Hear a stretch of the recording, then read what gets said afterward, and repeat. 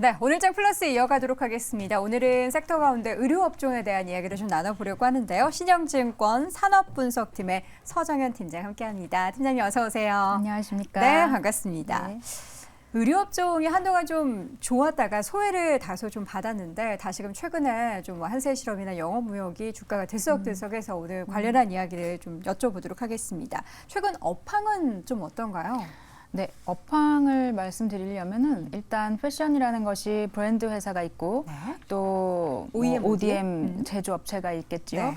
이 두 개로 나누어서 저희가 봐야 될 것 같은데 패션 브랜드 같은 경우에는 일단 의류 소비 경기, 국내 소비 경기가 상당히 중요합니다. 네. 그런데 이제 경기라고 말씀드리면은 되게 침체다, 아니면은 뭐 소비가 안 좋다, 이렇게 무작정 막연하게 얘기하실 수가 있는데 사실은 지금 코로나 2020년에 오고 21, 22, 23년까지 이 소비의 어떤 행태가 좀 교란되었던 것이 바로 잡히는 그런 과정이라고 보고 있습니다. 무슨 얘기냐면은 소비는 상품을 소비하는 측면이 하나 있고 서비스 소비라는 것이 있는데 네. 사실 코로나 시기에 저희가 상품 소비를 크게 늘리고 서비스 소비를 크게 감소시켰던 그런 행태를 보여왔습니다. 그래서 올해는 이제 그러한 많은 이제 좀 꼬였던 행태들이 바로 잡히면서 네. 서비스가 다시 늘어나는, 그러다 보니 자연스럽게 상품 소비, 특히 럭셔리라던가 패션 같은 쪽은 좀 부진할 수밖에 없었다라고 보고 있습니다.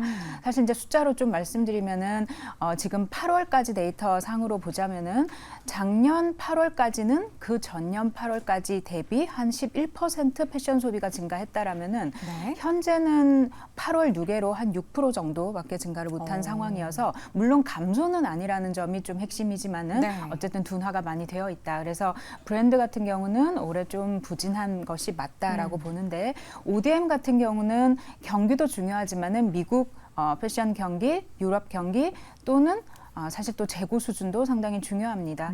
그런데 그렇게 봤을 때 사실은 미국 같은 경우에 패션 경기는 한국과 달리 1년 전부터 이미 좀 둔화되어 온 상황이었습니다. 그래서 작년 한 3월경 평균 소비보다 안 좋은 흐름을 이어왔었고 현재도 한 3% 정도 패션 소비 이어오고 평균 소비가 한 5, 6% 정도 미국은 지금 증가하고 있는데 그거보다 하회하는 흐름을 이어옵니다. 그래서 ODM 쪽도 딱히 수주가 확 늘고 있지는 못한 상황입니다. 전체적으로 보면 업황에 좀 약간 침체되어 있는 부분들을 확인해 볼 수가 있을 것 같은데 그런데 보면은 그 중에서도 좀 잘하는 기업들도 눈에 띄는 기업들도 몇 가지 좀 있을 것 같은데 전체 3분기 실적을 보면은 어떨까요?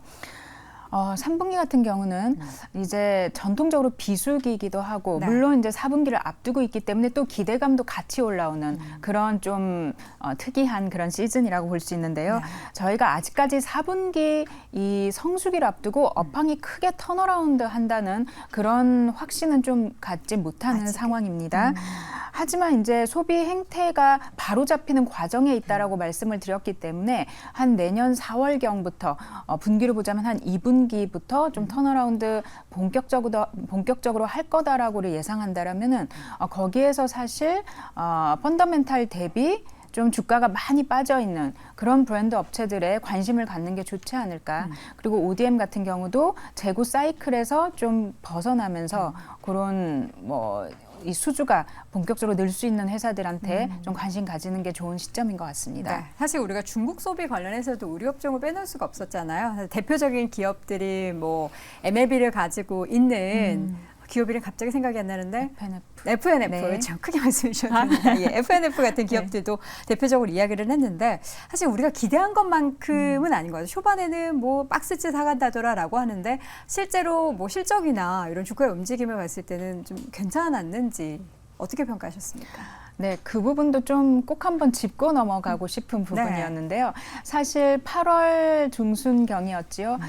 중국에서 이제 6년 만에 단체 관광객 허용하겠다라고 하면서 사실 이제 저희 섹터에서는 그러면은 중국 관련 패션주가 뭐냐라고 했을 때 크게 두 개 종목이 좀 거론됐었습니다. FNF랑 신세계 인터내셔널 두 개 종목인데요. 사실 이제 이 종목들에 대해서는 어떻게 중국 관련주가 되었나 그 배경을 좀 살펴봐야 되는데요. 신세계 인터내셔널은 사실 패션보다는 어찌 보면 화장품 때문에 중국인들한테 사랑을 받았던 그런 기업입니다. 그리고 이제 FNF는 말씀하셨던 MLB 이런 패션 브랜드인데요. 신세계 인터는 중국 단체 관광객의 효과를 봤던 것이 아니고 이제 면세점에서 대형 보따리상이라고 할 수 있는 따이고들이 많이 사가면서 이제 좀 히트를 쳤던 상황이었고요. FNF 같은 경우는 사실 중국 현지에서 현지 법인을 운영하면서 현지 대리상들에게 수출 형태로 도매 판매를 하고 있는 상황입니다. 그렇기 때문에 단체 관광객이 많이 유입된다 하더라도 그 수혜를 보기에는 약간 좀 제약이 있는 그런 사업 구조를 가지고 있기 때문에 반짝 관심이 있었을 수는 있지만은 그 실질적인 효과는 좀 생각보다 미미할 수 있다. 없는 것보단 낫겠지만 관광객이 사실 우리가 기대하는 수준은 아닐 수 있다. 이 점은 좀 주지해야 할 것 같습니다. 네.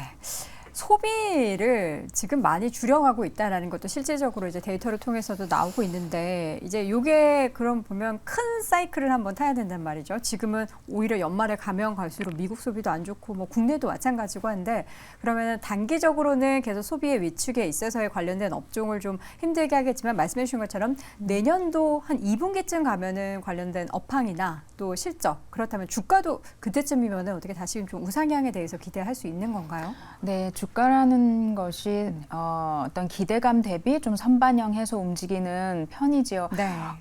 지금처럼 이제 오늘 장도 그렇지만은 좀 걱정거리가 많을 때는 또 두렵게 확 빠지기도 하고 그쵸. 또 뭔가 좋아진다 싶은 조금의 시그널만 있다 그러면은 또 금방 반등하는 그런 모습도 보이긴 하는데 이제 저희가 정확하게 딱 말씀드리기 뭐하지만은 2분기 이르면 4월 이렇게 이제 반등을 이 실적 반등을 얘기하는 이유는 결국 이 소비재라는 것이 좀 사이클이 있기 때문에 지금 패션은 준내구재에 해당합니다. 필수 소비재와 내구재 사이에 있는 그래서 어쩔 때는 안 사도 되고 어쩔 땐 꼭 사야 되는 그 좀 애매한 영역에 있는 게 이 패션이거든요. 그랬을 때 이제 4월부터는 좀 기저 효과가 나올 수 있는 월로 들어간다. 그랬을 때 그럼 2분기부터 좋아질 것이 뻔하다라고 본다라면은 아마 올 4분기 또는 1분기부터는 좀 턴어라운드 주가 측면에서도 반영을 하지 않을까. 다만 이제 좀 부담스러운 부분은 지금 이런 재반 글로벌 매크로 상황들 때문에 소비에 대해서 조금 더 소비자들이 위축을 하신다 그러면은 그 시기는 좀 늦춰질 수 있다. 이렇게는 봐야 할 것 같습니다. 네. 업황 개선에 어떻게 좀 유의미한 재료들이 있을까요? 어떤 뭐 이벤트라든지 이런 시그널이 나오면 업황의 개선으로 우리가 좀 생각해도 됩니다라는 부분들은 뭐가 있을까요? 네, 지금 일단은 브랜드로 보자면은 워낙 이번 4분기 겨울이 좀 추울 거다라는 뭐 그런 예견들이 날씨. 있어서 날씨가 춥다. 그래서 4분기의 실적이 의류업체들 연간 실적을 거의 좌우하는 편입니다. 그래서 연중 내내 안 좋았는데 4분기 추운 날씨를 시작으로 해서 내년 2분기 봄에 돌아선다라는 기대감이 있다라면은 그러니까 저희가 한 11월, 12월에 이 판매 데이터가 매우 중요한 것 같다. 이렇게 저희는 보고 있고요. 네.